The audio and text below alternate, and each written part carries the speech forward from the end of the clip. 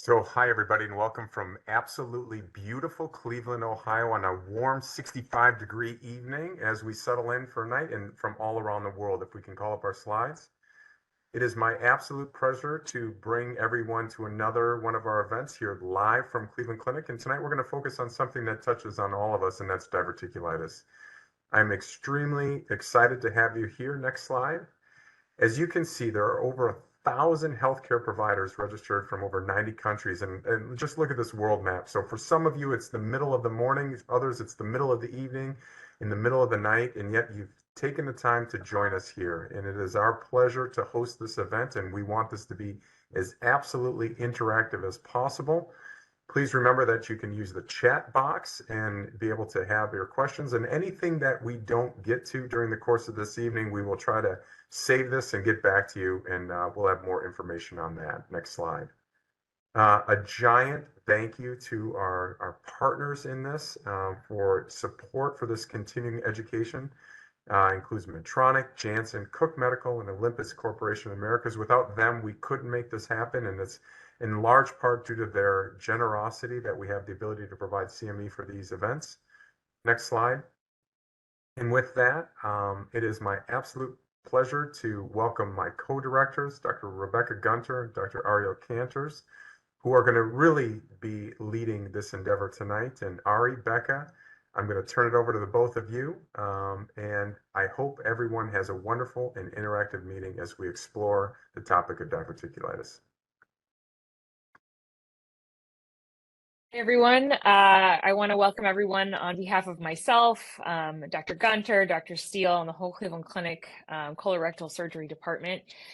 We are tonight going to be talking about, I would argue, a frustrating topic, something that general surgeons, colorectal surgeons all regularly manage and at times struggle to manage, diverticulitis. We have been undergoing a paradigm shift over the last 10, 15 years in terms of who do we operate on, how do we operate on them, who gets antibiotics, who doesn't. And tonight we're hoping to explore some of those topics with three of our illustrious colleagues. We've got Doctors Kristen Ban, Jonathan Mitchum, and David Rosen. I'll be handing off to Dr. Gunter right now. She'll introduce our first speaker, and we will take it from there. We're going to start off with our first talk. Dr. Kristen Ban is an assistant professor of surgery. She's on staff at one of our regional hospitals on the west side at Fairview. And she's going to start us off talking about some general diverticulitis management principles. Go ahead, Kristen. Thank you, and it's a pleasure to participate in the program. I'm going to go ahead and pull up my slides.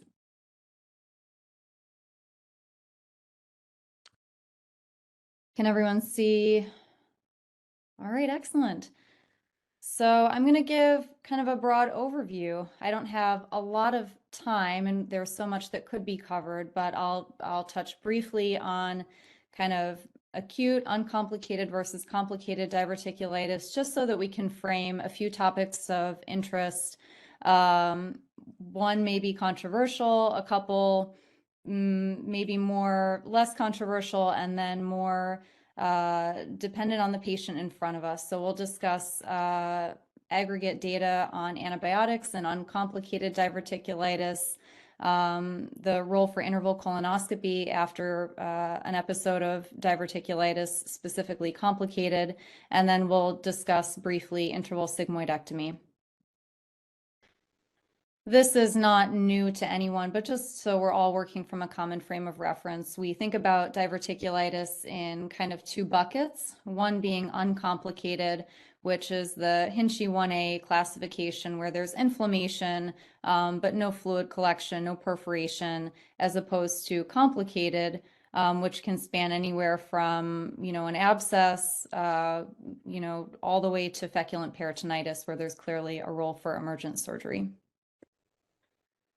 The role of antibiotics in uncomplicated diverticulitis remains, I think, one of the most fascinating aspects of diverticular care, because we have acquired a lot of data over the years on this topic, and yet it remains a very difficult kind of paradigm shift, I think, for a lot of us because of how diverticulitis has been managed historically. So I'll frame this to start by saying that data support the omission of antibiotics in the management of uncomplicated diverticulitis.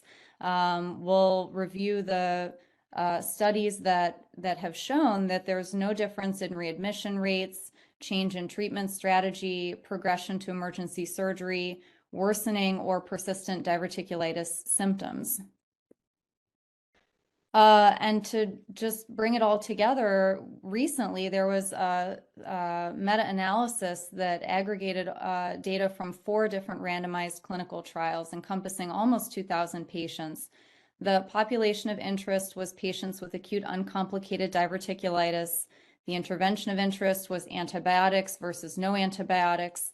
And the outcomes varied a little bit between the studies, but they looked at progression to emergency surgery, time to recovery free of symptoms, length of stay, and then progression to hospital admission, as well as others.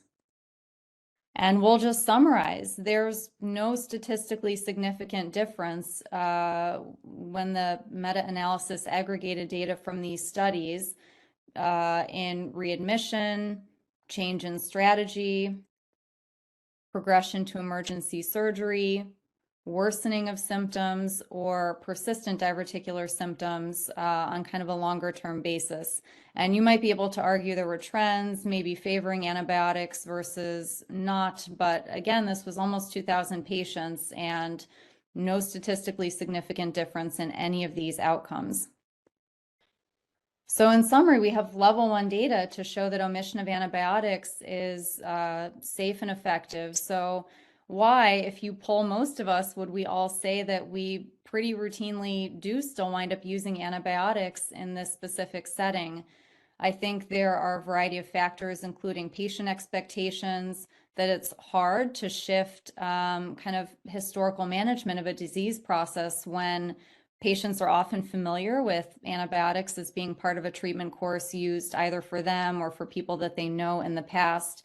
And I think there's also an aspect of fear of if you do have not a good outcome, or if you do have a patient who progresses in their symptoms or needs surgery, you can't go back in time to kind of defend that decision, but there are data to support the omission of antibiotics if you have a patient who is on board with that treatment plan. I'm not going to touch too much on the management options for complicated diverticulitis. We'll save that for talks yet to come, but suffice to say there are a lot of options in terms of how diverticulitis can be managed in a complicated setting. So I just wanted to review data on interval colonoscopy after recovery from an episode of complicated diverticulitis. This is really a critical component of the ongoing follow-up for these patients. And so why is this so important? Complicated diverticulitis episodes harbor about an 11% malignancy risk, which in contrast to uncomplicated diverticulitis, where the risk is kind of the same as that in the general population. And this is such an important framework for thinking about how we make follow-up plans for these patients after successful non-operative management.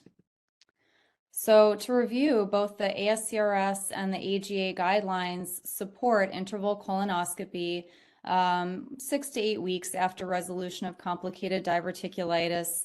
If they have not had a colonoscopy performed recently, the AGA guidelines would support repeating a scope if it's been even more than a year since they were last evaluated endoscopically.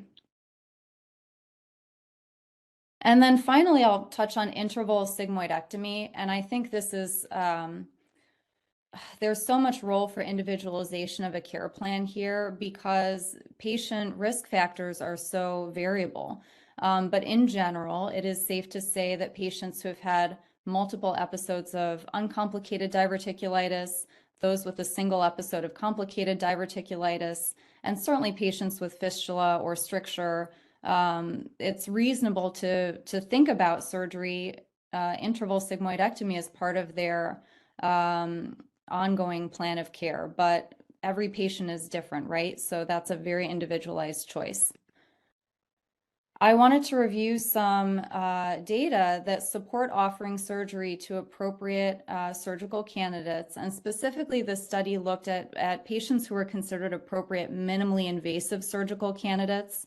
in this patient population, those who have had recurrent, complicated, or persistently symptomatic disease. And specifically, the outcome of interest was quality of life scores at 6 months out.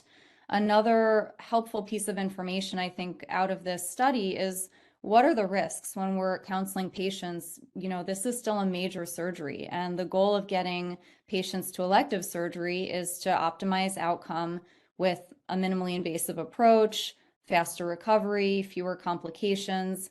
But this is still a major surgery. And so what are reasonable kind of expectations to discuss with patients around the perioperative complication risk? And within this patient population, it's about a 10% risk of complications in the perioperative period. So this study was published recently in JAMA Surgery. It was a randomized clinical trial, multi-center, that included 128 patients. Of those, 90 ultimately were randomized. All had recurrent, complicated, or persistent symptomatic diverticulitis, and patients were excluded if they hadn't undergone a colonoscopy, if they had a contraindication to a minimally invasive approach, or if they had a fistula. The intervention of interest was a laparoscopic sigmoidectomy versus non-operative conservative treatment. And they looked at the difference in GI quality of life score at 6 months as their primary outcome. It's important to note that this is a limited study due to sample size and some missing response data. Of the patients in their population, all of them essentially had some form of active management as opposed to just symptom control, meaning they had received antibiotics or had undergone percutaneous drainage, even laparoscopic lavage. And I think it's important to note that of the patients, most were experiencing symptoms on at least a weekly basis, which in my mind is a pretty significant impact on quality of life. This isn't, for the most part, patients who were, you know, in the hospital once every couple of years with this. And I see a question pop up, what type of antibiotics were used? It was variable. This wasn't necessarily isolated to, you know, IV antibiotics in an inpatient setting, as far as I'm aware. And then the complications I thought were also helpful in terms of how do we counsel patients in the preoperative setting about the risks related to this surgery electively. And most of the complications were mild. It was things like, you know, they had pain or they had a postoperative seroma or nausea, but the more significant risks relate to any major colorectal operation, organ space or surgical site infection, and anastomotic leak or temporary stoma, which is one of the reasons we try to avoid emergent surgery, but it's still a risk even in an elective setting. So the primary endpoint was the difference in GI quality of life score between the baseline and 6-month mark. And so they were able to demonstrate that patients who underwent surgery were significantly more, you know, they had a significantly better quality of life score at that time frame, which you can see in the GI QLI score at 6 months.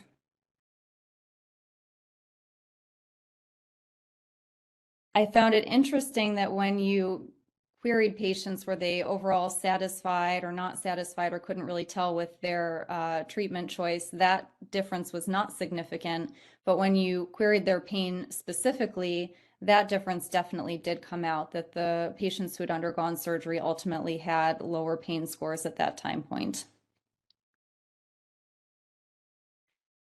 So to summarize this study, appropriate minimally invasive surgical candidates do have improved pain and quality of life scores at 6 months with a low risk of complications. And to have numbers to put in front of patients, in this study, there was a 5% risk of a temporary stoma, 10% risk, though, of an anastomotic leak requiring return to the operating room, or an organ space infection, and additional, you know, standard postoperative complications to discuss as well. So take-home points, it is safe to omit antibiotics in select patients with uncomplicated diverticulitis, although that still remains a controversial topic, I think, and one that is hard to implement in practice. We should all be aware that there's an 11% malignancy risk with complicated diverticulitis, which is the basis for guidelines that support ensuring that our patients have interval colonoscopy set up after recovery from an episode of complicated diverticulitis, and that interval minimally invasive sigmoidectomy improves quality of life and pain scores at 6 months with a low risk, though not zero risk certainly, in patients with recurrent, complicated, or smoldering diverticulitis. And I'll stop there. I saw some questions in the chat. I don't know, Drs. Gunter and Cantors, if you want to wait for the end of the session or if you want to go on like a per talk basis. If it's okay with everyone, we had discussed waiting until the end. We have a good 10-minute break between, or not break, but little gap between our talks and our case presentation. So please feel free to keep sending in questions. We will, we're keeping note of them, and we will certainly talk about them after we complete the 3 talks, which leads us to our second talk. Thank you, Dr. Ban. That was, the very controversial topics, and even with strong data, a lot of us sit here kind of hemming and hawing and struggling to come up with answers. So I look forward to kind of going through the full panel and going through the do's and don'ts a little bit later. Next up, though, I would like to welcome Dr. David Rosen. He is colorectal surgeon extraordinaire. You'll see some common themes amongst these 3 panelists of where they've trained and how they know one another. But he joined the Cleveland Clinic group in 2018. Initially, did his training at UCLA, followed by his colorectal surgery fellowship training at Washington University in St. Louis. And now he serves as the section head of the Division of Colorectal Surgery at Cleveland Clinic Fairview, our West Side facility. Next up, I have lost my sheet. He will be talking about the surgical management, specifically the big trials. How do we treat diverticulitis, and do we put them together? Do we not put them together? Dr. Rosen? Dr. Cantors, thank you so much for that kind introduction. I'm going to share my slides here. How's that look for everybody? All right? All right, great. So, yes, so Dr. Band gave a great intro talk, and talking about antibiotics and all is cool, but let's get in the OR where we all want to be and know exactly what are we going to be doing. So we're going to have to be talking about operative management, and here we're focusing on acute urgent diverticulitis cases. So here we go. We got a 52-year-old male who presents with fevers, tachycardia, and generalized abdominal pain. You have a CT scan that's done in the ER. And you can see here on the CT scan, not sure if you can see the arrow I'm pointing, but you can see the sigmoid colon is thickened. There's fat stranding in the mesentery around the sigmoid colon. And if you look on the image on the right, you can even see some free air there in the mesentery. So you diagnose this as a Hinchey 1A diverticulitis with some phlegmon, a little bit of air, but you decide to proceed, as I think most people would, with a conservative approach in this patient, as they are not hemodynamically unstable, although they do have some tachycardia, but you wish to give them a trial of non-operative management. So you make them the patient NPO, you give IV fluids, you resuscitate them, put them on some IV antibiotics to cover, and they're not better in 24 hours. In fact, their pain is worsening. They're diffusely tender, and they're saying, "Doc, you got to do something." So we're going to the OR. When you get into the operating room, you find pus throughout the left lower quadrant. So this patient has purulent peritonitis. The sigmoid colon is thickened and diseased, and you peel some omentum that's stuck up on the sigmoid colon off, and you find a visible 1 centimeter defect in the sigmoid colon. The rectum and descending colon are soft and healthy. Some secondary inflammatory changes on the serosa, but overall look pretty good. So you perform a sigmoid resection, and now you're looking at your stapled off descending colon and rectum, and you're wondering what to do. Breathing a colostomy would be quick and safe. Maybe get the patient off the table quicker. That'd be great. But what is actually best for the patient? And you look up to the skies and you say, if only there was data to help guide me. Thankfully, you attended this webinar and you know the data now. So I'm going to do a quick, just a quick brief point on laparoscopic lavage, which has come and gone, as I am mentioning the ladies trial. So the ladies trial was a randomized controlled trial in 42 hospitals throughout Belgium, Italy, and the Netherlands. Now, this trial can be a little bit confusing because there are actually two arms to this trial, two investigative arms. There was the DIVA arm, which compared doing a Hartmann's procedure to a primary anastomosis. And there was the LOLA arm, which compared laparoscopic lavage versus primary anastomosis with or without a diverting loop ileostomy. So talking about the LOLA arm first, the laparoscopic lavage arm, the primary endpoint was a 12-month morbidity and mortality. They had 90 patients enrolled before they then had to terminate the study early for safety reasons. So there was a much higher risk of major complications in the laparoscopic lavage group, 35% compared to 18% in the primary anastomotic groups. And these were predominantly repeat surgical interventions. They didn't get better after the lavage, you had to go back in and do the sigmoid resection. And they had a similar mortality at 12 months. So there's some other studies that show plus or minus results with laparoscopic lavage, but this was really the one that kind of put the kibosh, and really that is why we think now laparoscopic lavage should really be used in a very limited situation, if at all. So that's kind of your thoughts on my thoughts on laparoscopic lavage. In my practice, pretty much never has a role unless it's just a miserable, or impossible thing to get out, but very little role for laparoscopic lavage. Okay, so now looking at the DIVA arm, the Hartmann's procedure versus a primary anastomosis. All right, so when you look at the 3-year follow-up of that DIVA arm, again, these are two groups comparing those who got Hartmann's procedure to a primary anastomosis. And all of these patients were Hinchey 3 or 4 diverticulitis, so purulent or feculent peritonitis. You look at the 36-month stoma-free rate, which was their primary outcome. 81% of their patients who had a Hartmann's 3 years out no longer had a stoma, versus 92% of the patients who had a primary anastomosis no longer had a stoma. Not only that, but you see the time to getting them to being free of a stoma was much quicker with a primary anastomosis. 87 days if you had a primary anastomosis before you got rid of your bag, 197 days for a Hartmann's procedure. In fact, interestingly, 30% of the patients with primary anastomosis did not have a stoma at all. So even for Hinchey 3 or 4, 30% of those patients, no anastomosis, did just fine. Crazy, right? Now, when you also look at some other secondary outcomes, there's no difference in perioperative morbidity. The parastomal hernia rate was much higher in the Hartmann's procedure, 16% compared to 2% of the primary anastomosis. And the cumulative hospital stay, looking at all the total hospital stay for all procedures required for the resection, ostomy reversal, etc., 17 days for the Hartmann's procedure, 14 days for primary anastomosis. All right, so that's the first major randomized control trial. There's 3 big randomized trials. Second one we've got here is the Swiss trial. This was published in the Annals of Surgery in 2012. There are 62 patients, again, Hinchey 3 or 4 diverticulitis. They got randomized to a Hartmann's procedure versus a primary anastomosis with a diverting loop ileostomy. All primary anastomoses in this trial had a diverting loop ileostomy. They had equivalent overall complication rate. They had equivalent mortality rate. Again, much better stoma reversal rate with a primary anastomosis. Here it was even more impressive, 90% for those who had a primary anastomosis versus 50% if you had a Hartmann's procedure. And it also showed that there's a reduced hospital length of stay and cost in the primary anastomosis group. Finally, the DIVERTI trial, published in the Journal of American College of Surgeons, 2017, 102 patients, very similar study design, Hinchey 3 or 4 diverticulitis. Diversion was optional in the primary anastomosis group. 66% of those patients were in fact diverted, which again means a third of those patients did not get any diversion at all.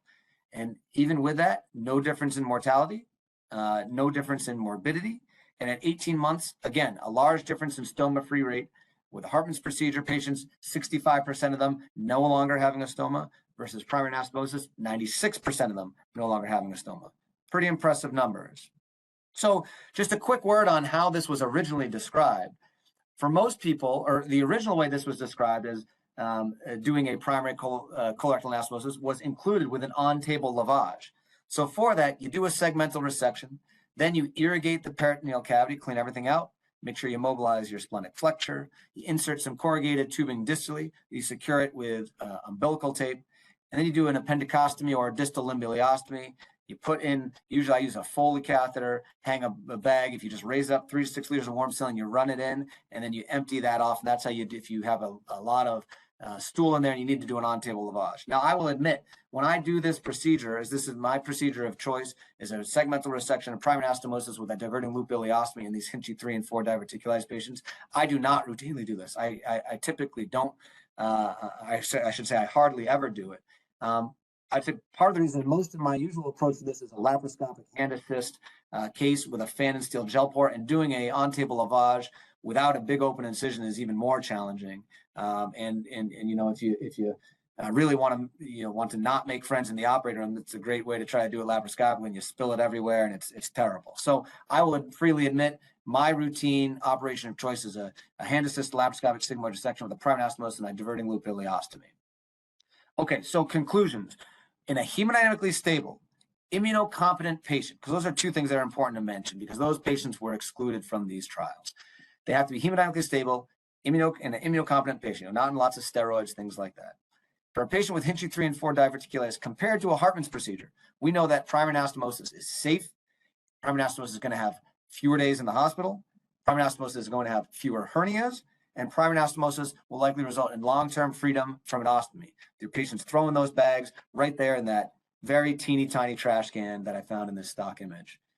So back to our case. You've performed your sigmoid resection. Now you're looking at your staple of descending colon rectum. Pretty healthy, maybe a little bit of mild serosal irritation, but not too bad. Should I do a colostomy? What should I do? Now that I know the data, what I want you all to do is you're going to look yourself in the mirror and say, I can perform a primary anastomosis. Again, provided that the patient is hemodynamically stable, immunocompetent, and you feel that it is safe to do so, as you know, your surgical gestalt is what's most important in your decision making. Thank you very much. Great job. Thanks so much, Dave. I'm so sorry I forgot to really introduce Kristen Ban. I'm so sorry. She's a fellow Chicago area native, like me, and did her medical school training.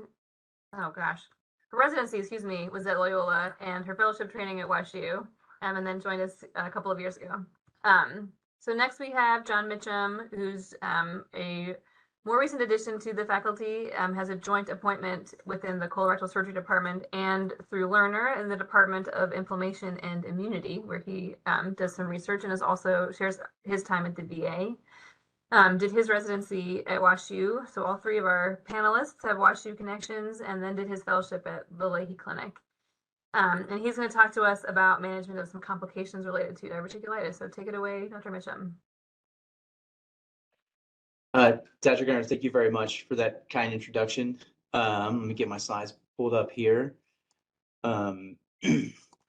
Now, I get this topic of management of complications related to diverticulitis. As you said, as Dr. Gunter said, I'm a relatively new addition in colorectal surgery, and I do some research in inflammation and immunity, and I do work at the VA. I have no relevant financial conflicts here. And so as Dr. Ban sort of started to educate us on this, what is complicated diverticulitis? And I wanted to, so the ASCRS, American Society of Colorectal Surgeons, defines this as diverticulitis with uncontained extraluminal gas with SIRS, fistula, abscess, stricture, or obstruction.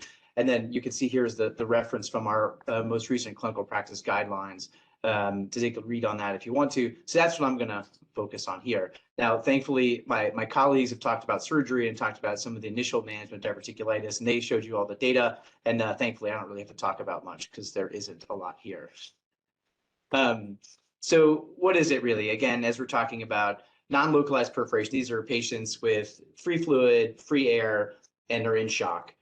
Patients with abscesses that can be near the colon, in the pelvis, around it, et cetera. Patients with stricture or obstruction, and then patients with fistulas. And as we know, these can, the colon from diverticulitis can fistulize anywhere, but generally speaking, the vast majority are colovesical fistulas and colovaginal one, et cetera. I'm going to hit on each of these topics. So one of the things I really want to focus on is, again, Dr. Rosen has talked about the types of operations and the things to do. I'm not going to really mention that, but, and as Dr. Ban mentioned, it's a really complex question often. Does my patient need an operation? And is it emergent, urgent, elective, semi-elective? The intervention and timing is really a clinical decision. And imaging, I want to kind of make this a key factor because I often get these phone calls about some disastrous picture on imaging with a kind of a normal looking patient versus a patient that doesn't have particularly impressive imaging that's actually really, really sick. That imaging is just really one factor in the decision of how we use to make, in the way we make decisions to operate. And then what operation should I do? As I said, thankfully I've got Dr. Rosen on speed dial here, which not everybody does. So non-localized perforation with shock. Again, these are your sick patients, certain broad spectrum antibiotics, admission to the ICU, and resuscitation. And so, from the perspective of, does this patient need an operation? The intervention and timing is a clinical decision based on the person who's sitting there looking at the patient. Is this a young person who's in their early 50s, late 40s, who's just tachycardic, borderline hypotensive, gets a liter or two of fluid and gets better, right? That person probably doesn't need an emergency operation. Is it an 82-year-old with multiple comorbidities that can't tolerate a period of time where they remain ill, right? So all these things kind of go into the role to do when you're thinking about doing an emergency operation. And that's what I really think about, these age, comorbidities, immunosuppression. Are these patients going to be able to tolerate some hiccups? So like, let's say can they tolerate getting sicker? I think is kind of where I'm going with it. And it's really critical that if you decide not to take the patient at the OR right from the emergency room, that we set intervals where we keep reevaluating the patient. Are they responding to your fluid resuscitation? And you're using those measures such as the hypotension, lactate, and your different clinical indicators. For patients with abscess, generally speaking, abscesses less than 3 centimeters are highly likely to resolve just with antibiotics alone. Again, these are patients are complicated diverticulitis, so excluded from the discussion about not using antibiotics. Image-guided drainage, if you had that available to you, generally recommended for abscesses greater than 3 centimeters. I find there's kind of a gray zone between 3 to 5 centimeters here. You'll see this a picture one of my patients with the brown is the colon, in case you're wondering, and the red is where is the abscess there. In most studies, a recent systematic review of acute diverticulitis complicated by abscess that showed that there was a greater than 80% success rate of initial non-operative management. So those are patients that were treated either with antibiotics alone or percutaneous drainage.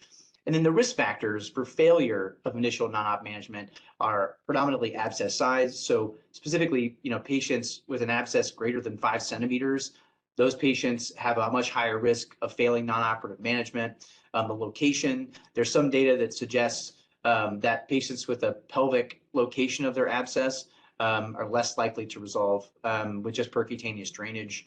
And then again, I think patient-specific factors such as immune suppression, chronic tobacco smoking, which we know is essentially a surrogate marker for immune suppression. And then when we have these patients, do they need an operation? Right. And I think this is a case where we're talking about this really in two different settings, right? So one is initially when they first present, or these patients you're successfully managing them initially non-operatively. And so from the failure of the initial non-op approach, again, no hard and fast rules. Patients that are persistently septic, meaning they've got to drain in, they keep having fevers, their white count doesn't get better, they can't tolerate PO for various reasons. These are patients where they get a drain, they go home, they come back, and they just keep bouncing back to the hospital and really just are failing that initial non-operative approach. When considering elective interval resection, in most cases, and this is the recommendation of ASCRS as well in their latest clinical practice guidelines, is that elective colectomy should be at least discussed with patients after they recover from an episode of complicated diverticulitis complicated by abscess. And this is, again, these patients are at much higher risk of recurrent complicated episodes. There's data that varies. It seems like in patients with complicated diverticulitis, they have a much higher risk of representation with worse disease needing an emergency operation. And so I think, again, it's important to have a discussion in all these patients. In my practice, generally, I think about it the same way as I talk about that sort of initial sick patient. Is this somebody who's young and healthy, doesn't really want an operation?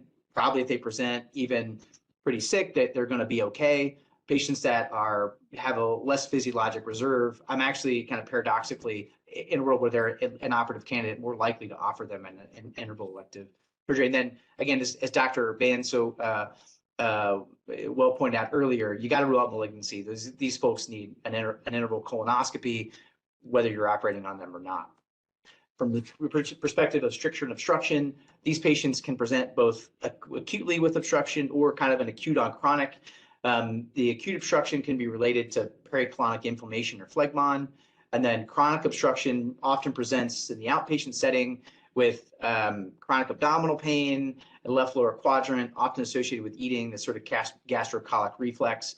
And their pain is often relieved with defecation or passing flatus.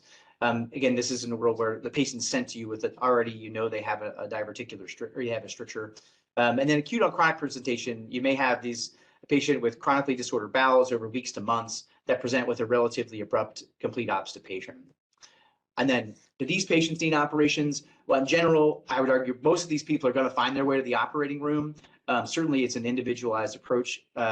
Patients with generalized peritonitis that are generalized peritoneal signs that present with evidence of large bowel obstruction on CT need an operation. If the patient doesn't have generalized peritoneal signs, then I am establishing whether this is complete versus a partial obstruction.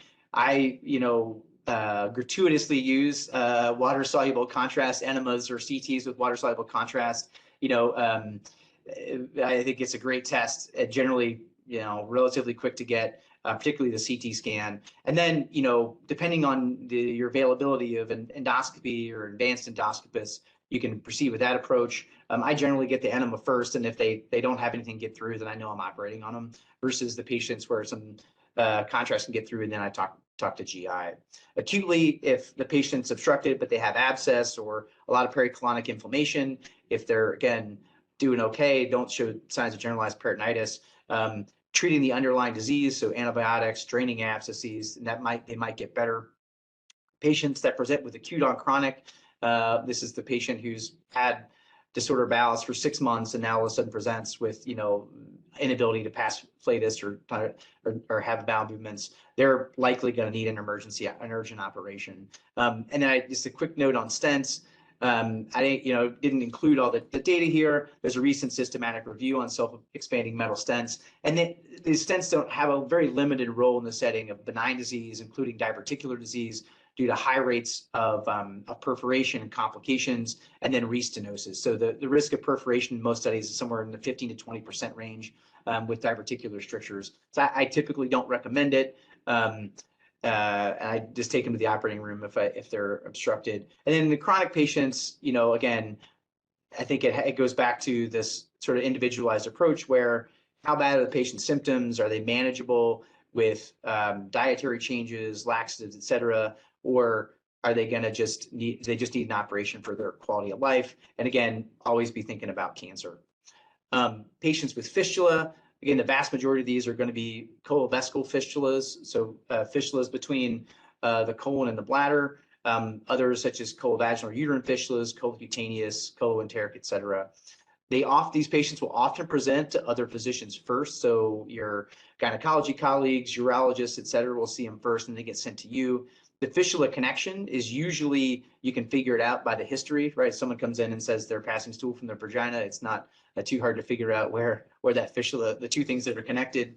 I generally rely, these patients usually come to me with a CT scan already. But if there's a concern, the CT with IV and PO contrast is really what I go to. And this is a scan of a patient of mine here. As you can see, again, the brown is the colon, red is the fistula, and yellow is the bladder. I like to do themed colors. I'm not a huge fan of contrast tests in these cases. I don't generally find them super helpful in the sense of usually with the CT, you can kind of see what things are connected. Again, remember to evaluate for malignancy. I hope that's a theme that you're going to get from what I'm talking about here. And then other evaluations get based on the suspected organ involvement. So if it's colovesical fistula, where there's concern for a bladder mass, making sure to do a cystoscopy, and then other organs depend on their patient's symptoms. These patients generally, if they can physiologically tolerate an operation, they should generally be offered surgery. This is not an emergency. Just like anything else, we're talking about EC fistulas, control the sepsis, manage the complication from the fistula, get the patient better, and then operate on them in an elective or controlled setting. So that means antibiotics for chronic UTIs, pouching skincare for colocutaneous fistulas, And then involve your colleagues, other surgeons and clinicians as you need to take care of the other organ involvement. So again, urology, gynecology, sometimes plastic surgery if they've got patients have a large chronic wound. And then the planning is key. As an ounce of prevention there is worth a pound of cure. And so my take home points, as has been suggested by Dr. Ban and Dr. Rosen, it's a patient-centric approach to a complex problem, right? It's always, we're focused on helping patients get better. Operative intervention is a clinical decision. We've got a lot of adjuncts that help us to get information, but really it's a thing where we're looking at the patient and talking to them and making a decision to operate on them. And then think about cancer. So that's it. Thanks. Great job. Thanks so much. There's some really great questions coming into the chat box. So we'll, in the interest of time, try to get through many of these. For Dr. Ban, a couple of questions are coming in about antibiotics. We know that they're not, we're learning more and more that they're not necessary to get most patients through an uncomplicated episode, but kind of lumping a couple of these questions together. When do you decide, when someone who is higher risk, that they should be on antibiotics, even though for the general population, maybe they're not necessary? And then if not antibiotics, what about the role for probiotics or mesalamine and other medical management? Yeah, that's a great point, and thank you who brought that up in the chat. It's important to note that patients who are immunocompromised, who have particular risk factors, are excluded, both from these studies and in my mind from that consideration of whether you can safely omit antibiotics from their algorithm. Probiotics are another interesting point. I know there are data to support probiotics, but it's more been looked at in other settings. For example, can probiotics mitigate C. diff risk? That's one of the major things we worry about, within our own group. You put these patients on antibiotics, especially if they have multiple admissions, and C. diff is real. The impact of C. diff is real. And we also have patients who subsequently fail, attempted non-operative management, and then their post-operative course is complicated by C. diff, which can be catastrophic. So I am not aware of great data to support probiotics like instead of antibiotics, but I think we have good data that they can mitigate the C. diff risk, although admittedly the studies are, there's a lot of heterogeneity in terms of what probiotic formulations are used. But in summary, I think high-risk patients are excluded from that algorithm. Probiotics, certainly no data I'm aware of to say that they would cause harm. I'm not aware of data that they help, but certainly might mitigate other risks associated with antibiotic use. I think those are the questions, correct? What about mesalamine?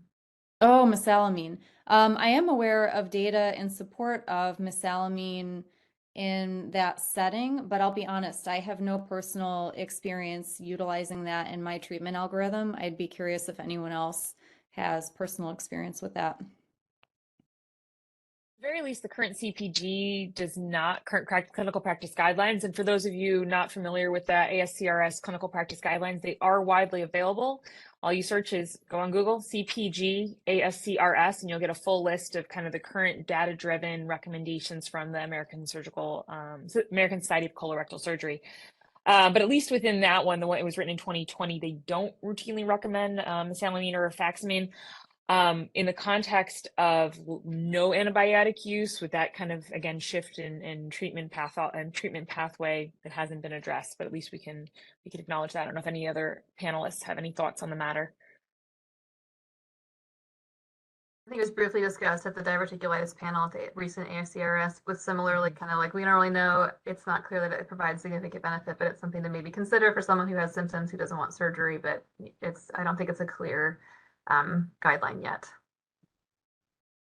And then if it's okay, I want to do a quick hit across each panelist, and I'm just going to go across the screen as I see them. ICG, Dr. Mitchum, yes or no? Dr. Gunter? Not for these emerging cases. Dr. Rosen? I use ICG when I'm doing an intracorporeal anastomosis in a minimally invasive fashion. If I am not doing that and I'm extracorporealizing the specimen, I will flash the marginal artery, which my dear friend and partner, Dr. Brad Shaheen, calls ICB or IC blood. And Dr. Ban? Yeah, Dr. Rose and I share a similar practice pattern.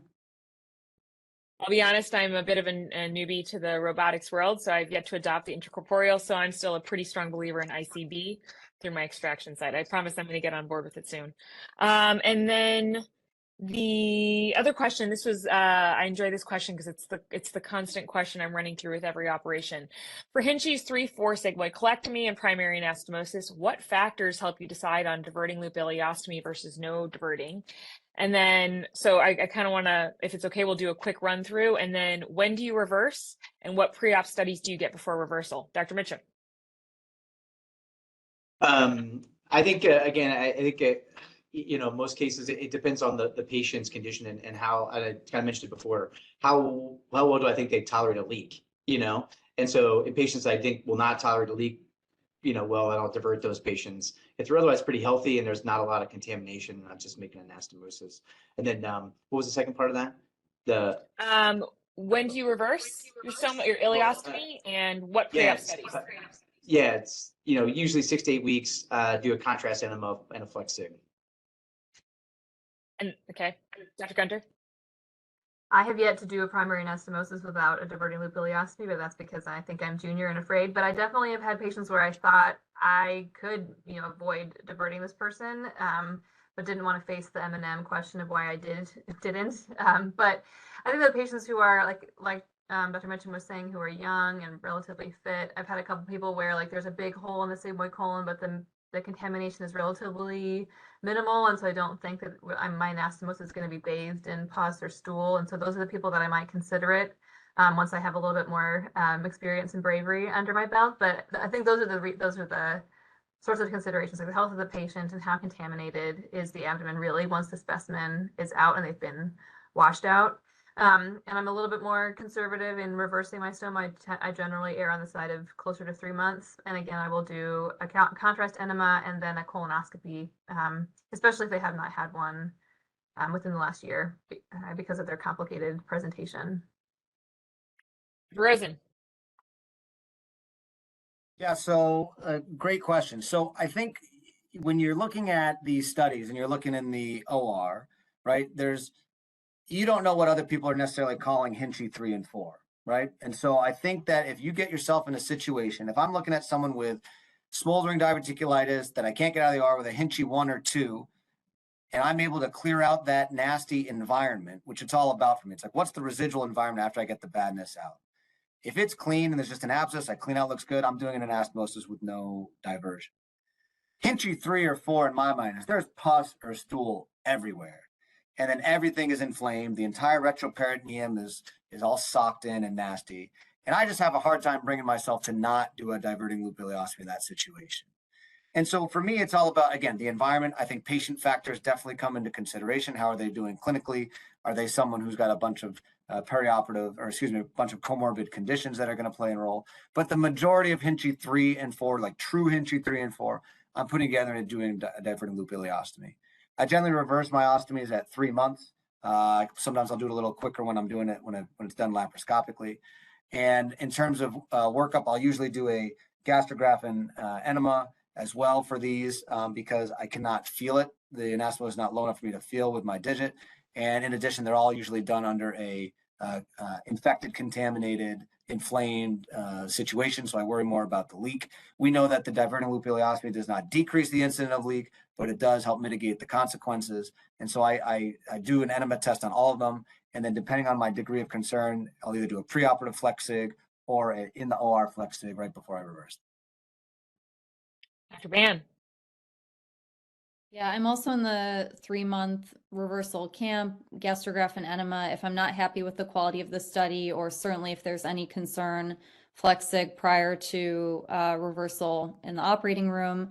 And then I agree if it's, even unless they're unstable, I'll try to do a laparoscopic surgery for these patients. And really for me, it's the tissue quality. So that gets to what Dr. Rosen's talking about. If it's true Hinchy 3 or 4, tissue quality globally in that area is generally not great, and you don't feel great about leaving that anastomosis unprotected. So yeah, I concur with that. I'm more likely to do the primary anastomosis if I'm successful with a laparoscopic approach, even in an urgent or, emergent setting. But usually they're getting diverted based on concerns with tissue quality. I'll say ditto to essentially across the board. I'm a 3-month reverser, GGE, and plus or minus a flex sig. If there's any question of relative stenosis, relative narrowing, depending on any number of things. In terms of my reasons to divert, similarly, I'm a conservative surgeon at this point in the game, and so I usually think my global rule is you have to give me 2 reasons to divert you: instability, preoperative nutrition, relative obstruction or obstruction, chemo, immunosuppression, et cetera. And our second case today that'll be presented, we're going to transition shortly on over, but we'll actually kind of go through that as one of my big points. If it is okay, we'll try to get to some additional questions at the end, but in the interest of presenting our 2 cases, which will kind of address a lot of the questions we brought up throughout the talks today, we will move on towards our case presentations. Dr. Gunter, do you mind? Yeah, great. Before we do that, I just want to introduce? call out Oh, yes. a couple questions related to this. Dave Rosen, do you just want to talk about the stool burden? Oh, yeah. In that case, when you're going to divert or not, does that make a difference? Yeah, I think that's a great question. There's a lot of, there are a couple questions asking about, well, what's a diverting loop ileostomy going to do for you when you have an unprepped colon and there's a huge stool burden? So 2 things. One, if someone has a obstruction, say a diverticular stricture causing obstruction, that uses huge liquefied stool that is backed up, that is not a good case, I think, for a primary anastomosis and in a diverting loop ileostomy, unless you are doing an on-table lavage and clearing that out. So that's one thing. If there's a huge stool burden, then yes, you want to clear that out. Now, that being said, what I've found that most of these patients with these smoldering chronic diverticulitis, they have stool. Yes, they'll have clumps of stool in the bowel, but usually it's not the big filled up with liquefied stool with a dilated colon. And that's what worries me more. And when they're diverted and the colon's not going to be peristalsing as much, pushing stuff through, those stool balls will kind of just sit there. But I don't really I'm not too concerned about them stressing the anastomosis. It's the liquefied stool that concerns me more. So if that's the case, then you either got to look at a on-table colonic lavage, or that might be a reasonable time to do a Hartmann's procedure and not worry about that. I just want to second what Dr. Rosen said there. Like the patients with large bowel obstruction, I mean, doing a primary anastomosis in those patients is just, the bowel always looks super thick and not happy. And like, yeah, I'm not a big fan of that either. Agree. Great. Okay, then we'll move on to our first case. Our Dr. Brian Brasich will present our first case. He's one of our illustrious colorectal fellows here at the Cleveland Clinic. He's a Seattle native joining us. Came to Cleveland initially for his medical school at Case Western, and then went to Chicago to do his residency at Northwestern, and we were lucky enough to have him join us for fellowship. So go ahead, Brian. All right, thank you, Dr. Gunter, for the introduction. So I'm going to be going through a case here of diverticulitis, and we'll have a couple of points throughout the case where we'll be able to stop and talk about some decision points and how different people manage things. So I'll go ahead and get started. All right, so this case was a 75-year-old female who initially presented back in December of 2021. At that time, she was admitted with an episode of diverticulitis that was complicated by a pelvic abscess, Hinchey grade 2. At that time, she was managed with parenteral antibiotics and percutaneous drainage of her abscess. Her course was unfortunately complicated by a mechanical fall, and she developed a rectus sheath hematoma at the drain site. The drain was dislodged, but eventually she recovered from that, and her drain was removed. She did follow up as an outpatient, and elective colectomy was discussed given that she had had a complicated episode of diverticulitis, and she declined it at that time. And she had recently had a colonoscopy about a year before this episode. Her other medical history, which may be pertinent, she is relatively comorbid with atrial fibrillation, for which she is on therapeutic anticoagulation with warfarin, hypertension, diabetes, a prior deep vein thrombosis, COPD, and obesity with a body mass index of 45. She'd had multiple prior surgeries as well, including an open cholecystectomy, hysterectomy, bilateral oophorectomy, and an umbilical hernia repair with mesh. So this patient, 1 year after her previous episode, presented again with a second episode of complicated diverticulitis. I included her scan from this presentation here. And so as we scroll down, and hopefully this shows for you guys. So as we come down, there is a sort of partially defined or somewhat ill-defined phlegmonous fluid collection underlying or adjacent to the proximal sigmoid colon here. And then as you get down into her pelvis, there is an abscess cavity that you can see here, sort of sitting in between her bladder, sigmoid colon near the top of her vaginal cuff. And that lower pelvic abscess was the one that was there at her prior episode as well. So 2 abscess cavities. So at that time, the patient was admitted to the hospital. She had interventional radiology place drains into each of those cavities. Over the following days, her abdominal pain and leukocytosis resolved. She was able to tolerate a diet. And she ended up being discharged home from the hospital with both of those drains in place. And she was having some volume of ongoing purulent, but not feculent drainage from those drains. So that kind of brings us to our first question here, which is sort of, in this situation, you have a patient who has complicated diverticulitis with an abscess. You place drains into the abscess cavities. The patient gets better. What do you do with the drains? Dr. Ban, in the interest of time, do you want to briefly answer that question? Yeah, I say 2 major factors. 1, what is the volume of output from those drains? And 2, interval imaging. What I'm looking for is resolution of that abscess cavity around the drain, and also relatively low output. If they're having high drain output, if there's still a large residual abscess, that makes me nervous that removal of the drain, they're going to fail. That's essentially how I feel about it as well, and what the character of the output looks like. Are we developing a kind of persistent colocutaneous fistula, or is it kind of thinned out and is not so much and the volume's dropped off? Go ahead. All right. So in this patient, she underwent interval imaging of her abdomen with the CT scan. It showed resolution of the upper abscess, the one in her left lower quadrant. The drain that was in the pelvic cavity had spontaneously retracted out of the cavity somewhat, but the size had significantly decreased. Eventually, the output from both of the drains had fully ceased, and the drains were removed about 3 weeks after they were placed. However, subsequent to that, the patient developed a urinary tract infection with E. coli, was treated with antibiotics, and then had a repeat CT scan, which was obtained in February 2023 after a current episode of urinary tract infection. And so this is the scan here. So as we come down, you can see that left lower quadrant collection is more or less completely resolved. But as you get down into the pelvis, you see that this abscess cavity has again increased in size and has an air fluid level within it. At this point, the patient was evaluated to a colorectal surgery clinic for consideration of elective resection, given that she'd had these multiple prior episodes. And at that time, when she presented, she described these urinary tract infections, as well as she had developed pneumaturia in that interval. And so at that point, the patient was counseled about the diagnosis of a colovesical fistula that she likely had, and was recommended a robotic-assisted sigmoid colectomy with takedown of that colovesical fistula. So the patient was taken to the operating room for that procedure. Surgical findings during the operation, so an abscess cavity, as expected, was encountered in the pelvis, abutting the bladder and the vaginal cuff. There was a small residual abscess cavity that was also noted up in the sigmoid mesocolon in that more proximal area. And there was some visible irregularity that was noted in the bladder after the colon had been peeled off and that abscess was drained. So the sigmoid colectomy was performed,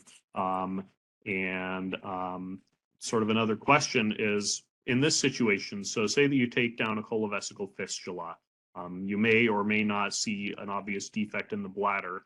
How do you manage the bladder side of things? Dave Rosen, you want to take those questions?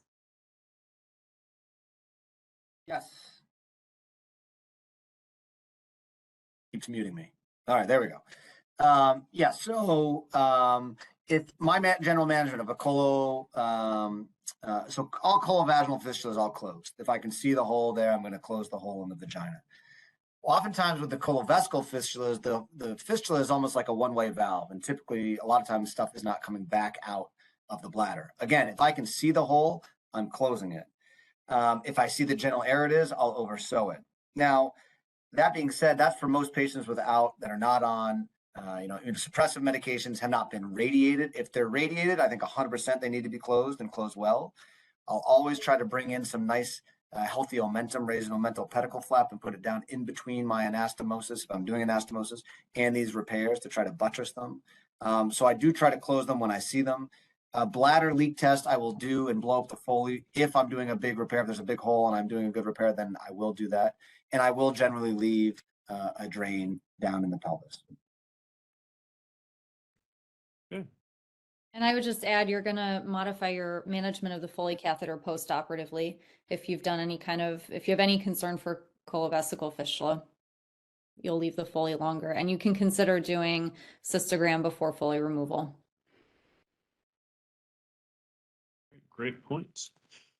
So in this case, the bladder where the defect was noted was repaired primarily, and then a leak test was performed, which showed an intact closure. A drain was left in the pelvis, as well as a Foley catheter at the end of the operation. So kind of some of this was just touched on, but sort of the last point of discussion I wanted to have is how you manage these sorts of things afterwards. So how long do you keep the Foley catheter in to decompress the bladder? If you do or don't repair things, do you routinely get cystograms? And then how do you manage the pelvic drain? Do you test it for creatinine? Do you wait until the catheter has been removed? Dr. Mitchum, you want to take that? Yeah, sure. I think it a lot goes back to what Dr. Rosen was talking about. I think how good's the tissue, how worried am I, and what's the patient's status. So if it's something where in a relatively healthy patient where I didn't even see, I typically do a bladder like leak test in the OR. I don't know if you all had talked about that. I will usually do that. Leak test is negative there. Patient is pretty healthy. I'll remove the Foley in 3 to 5 days. I don't know. I wouldn't say that I have a hard and fast rule. And then I do usually leave, if I leave a drain, I'll leave it there until the Foley comes out, right, to manage it. I don't routinely check for JP creatinine. The cystogram is really, if I do a complex repair, but often if it's more complicated, I often have urology involved anyway, and so if they're involved, I'll leave it up to them. But that's my general feeling about a cystogram. Only if it's kind of complicated, the tissue, it seems bad to me. And those are very specific things, of course. All right. So for our patient, she did end up having a cystogram that was obtained on postoperative day 3, which was negative for any sort of extravasation from her bladder. So her Foley catheter was removed, and then the drain was removed the following day, and the patient ended up being discharged home day 4 after the operation, and did well overall.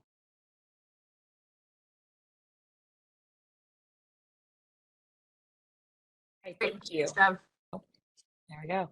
All right, next up, we've been trying to answer some questions as they come in, so please feel free to add additional questions in the chat box, and then if any time allows at the end, we'll go through it. So next up, we have Dr. Gilad Alon. He is one of our current colorectal fellow extraordinaire, wonderful term that Dr. Gunter used previously.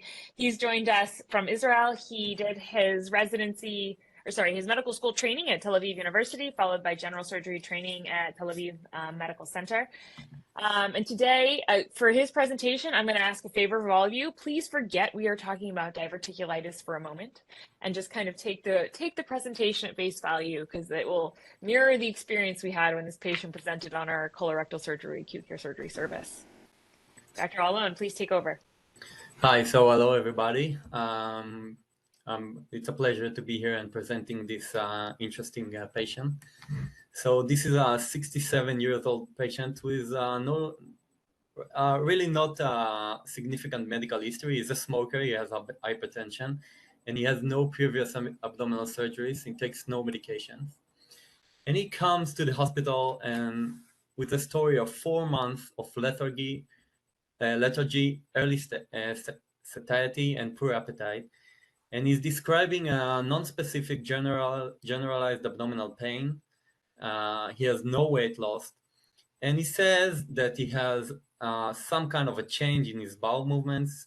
Now it's every other day, when usually it was every day, but he has no obvious obstructive symptoms. So what are you concerning? What are your concerns for this patient? Dr. Ban, I mean, this is kind of, I realize this is more of our standard pumping kind of question, but you know, it's just the quick hits. If you saw someone coming in, early satiety, poor appetite, lethargy, I mean, where does your brain go? Because I know where mine You're went. worried about the worst case scenario, which we've harped on already, which is malignancy. I think you're obligated to rule that out before you start exploring other less dire diagnoses. I'm with you on that. Okay, so initial workup with this patient, he was rather ill looking with tachycardia and a borderline blood pressure. His abdomen was distended but soft, and it was tender to palpation suprapubically. And this is his blood work. He has anemia, leukocytosis of 18, some kind of thrombocytosis, and borderline hypokalemia.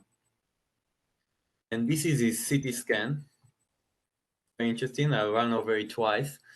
So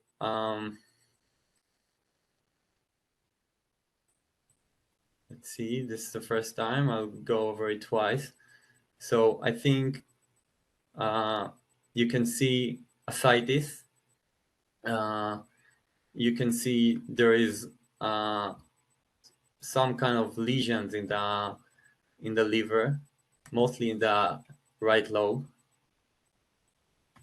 right here. And there's a process in the sigmoid colon. Right here.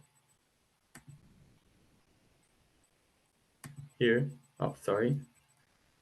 So there's a process in the sigmoid colon and a retroperitoneal mass that comes up to the splenic flexure. And this is actually the CT scan official report. A sigmoid colon mass with a possible colonic fistula, suggestive of malignancy, and extensive hepatic metastatic disease with a large left retroperitoneal mass, ascites, and portal vein thrombosis. After a day or two, blood culture was positive for E. coli bacteremia. So what are your thoughts now? I'll switch to Dr. Mitchum on this. You know, with the additional, has your differential changed based on that CT scan, based on the read? Obviously, we are human beings, will anchor to expert opinion. And if a radiologist presents that read, it's pretty a simple anchor. And what would you do as the next step to try to better understand what's happening? I mean, I think first, I'm just glad it's not my patient. Secondly, I agree that like this is cancer until proven otherwise. I mean, whether the read or not. I think in the short setting, I mean, it depends on how sick the patient is. If you can get them better, through this with antibiotics, supporting them, et cetera, then, I would further work that up with a colonoscopy, potentially a liver MRI. I think that I can smell where I feel like it's going is sort of like this abscesses in the liver kind of a thing. But like, but yeah, no, this is cancer until proven otherwise. I don't, and so that's what I would do. Try to get him through this first part if I can, and then, get a colonoscopy, liver MRI. If you can't get him through it, then, it's either an operation where you're removing the mass or, potentially even just diverting them proximally to it. If it's all just kind of a mess, divert proximally and live to fight another day and they get better and then kind of do the cancer workup afterwards. Yeah, this is a tough scenario because you want the colonoscopy to tell you what is going on, but you're describing a patient who's coming in sick, right? I mean, this patient came in septic and you have concern that they, have they perforated? Is they're bacteremic? Is it appropriate to put them through a scope in that condition? Or are you worried about, perforation or worsening their clinical picture by trying to get that information to kind of nail down your diagnosis? So the Dr. patient- Rosen, oh, sorry, Sorry. I'm gonna jump in one real thing. So just in terms of, is there other than a colonoscopy, like, do we have any other options? Let's say he's relatively stable. We're going to use the term relative here, and you really want to be able to make the most informed conversation you can. Dr. Rosen, any other thoughts about what you could do from a diagnostic standpoint? Well, yeah, I mean, I think you can somewhat safely, you can always, if you want to do it yourself, do like a flex sig and just, Mhm. go up and start seeing, do you see any, inflammatory changes that would put you more towards either diverticulitis or IBD or something like that. The other thing too is what might be making this patient sick is the liver problem.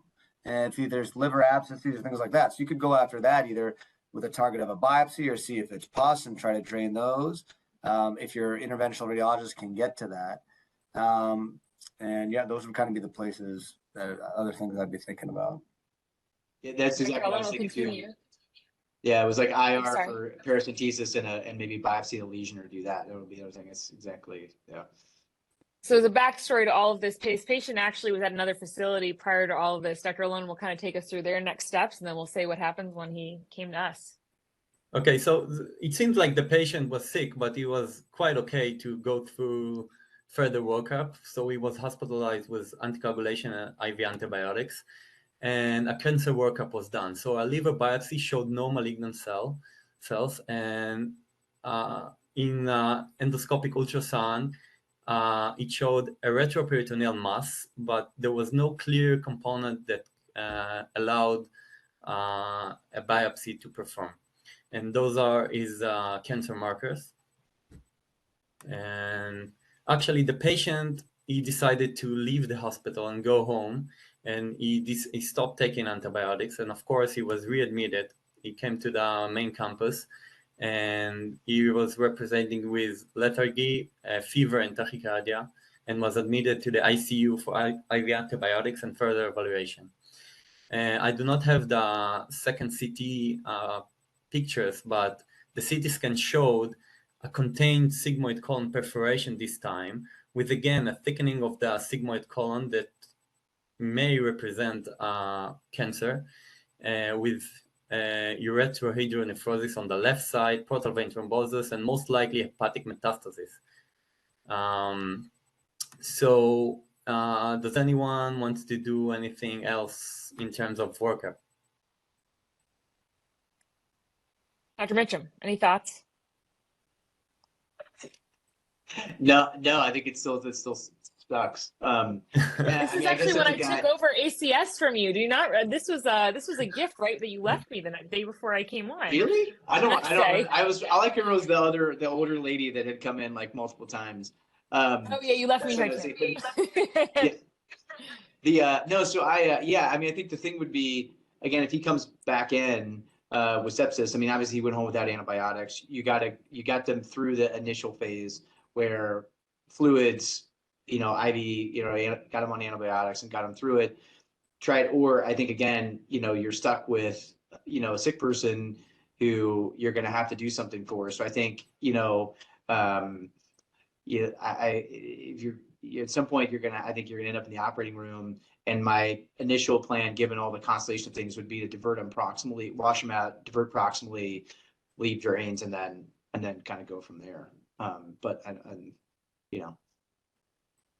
Well, I'll say that at this point, the liver, my biggest suspicion was this biopsy of the liver, which showed no tumor cells, and then this questionable EUS showing this fluid collection in the liver rather than a solid metastatic concerning or solid mass. So I was lucky. My friend was on radiology. We got a liver MRI, and yeah. So the MRI was more conclusive for an infectious or inflammatory disease.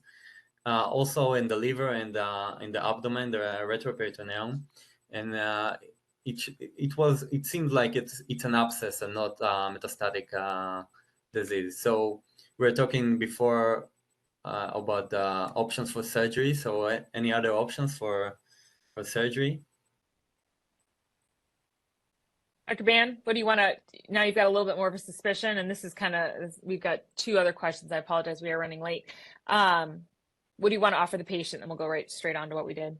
Yeah, I think I'm discussing diversion versus segmental resection. If now you're thinking this is more suspicious for atypical diverticulitis, I think you still don't know for sure if malignancy is off the table. The liver abscess could still be secondary to perforation due to a primary malignancy. So I think I'm discussing both of those things. And then part of that is intraoperatively, what do I find? Certainly if things are socked in, if it is not safe for me to try to perform a segmental resection with that unknown, I would agree with proximal diversion. And on the flip side, if this intraoperatively, you think that you can get away with segmental resection, if you're leaning more towards diverticulitis as your diagnosis, that's obviously what we're always trying to accomplish, is removal of that segment at the index surgery. Okay, so we started with diagnostic laparoscopy, which showed no evidence of carcinomatosis, and on laparotomy, there was a few abscesses in the abdomen, a big abscess in the pelvis, and a big abscess in the retroperitoneum that came up all the way to the splenic ileum and the greater curvature of the stomach. Frozen biopsies from these processes were negative for metastatic disease, showing only an inflammatory process. And we did a partial descending colectomy with end colostomy. Of course, washout of the abdomen and leaving behind a few drains. So post-op was rather good. The patient actually recovered completely after, with a few minor incidents during the hospital stay. He got a long-term antibiotic on the hospital and later on in his home, and complete recovery was achieved after a few weeks. Pathology reports showed benign inflammatory diverticular disease. And this is it. This is the case. Thank you But very anyone much. have put them back together? Please tell me no. I think in No this diversion. case, Just hook it up. you've got a bad environment there. This guy's been dealing with a chronic condition, probably malnourished, not an optimal environment. You're still not 100% sure on the diagnosis here at this time. No, I think a end colostomy is very reasonable. And the only thing I'll end with is like, how often do we get to tell people it's not cancer? And his response was, okay, tell us a little bit about the patient. Like, sir, come on. What's your plan thank you so for, much. are you going to revert? When are you going to reverse them, Dr. Cancers? Yeah, 6 months. I told him he's got to wait 6 months. And get scoped. Minor details. All right, so Dr. Alon, thank you so much for presenting that. Thank you. In the interest of finishing things up, we will say thank you to all of our wonderful panelists, as well as our fantastic fellows.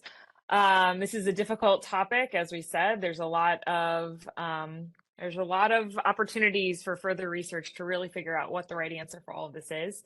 Please invite everyone to come and join us for our next live from Cleveland Clinic. Drs. Abdul El Magd as well as Dr. Walsh will be presenting on gut malrow correction, the enigma of the LADS procedure in the 21st century. Dr. Gunter, anything else on your end? No, thanks. Great job, everybody. And thank you, everybody who joined us from all over. It was great to have you with us.